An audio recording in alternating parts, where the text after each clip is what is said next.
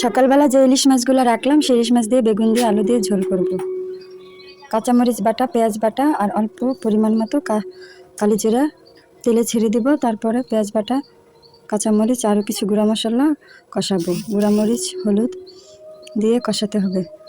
কষানোর পর মাছটা, কাঁচা মাছ হলুদ লবণ দিয়ে মাখিয়ে যখন ঝোলের পানি দিব তখন এটা দিয়ে দেবো আমি মাছটা।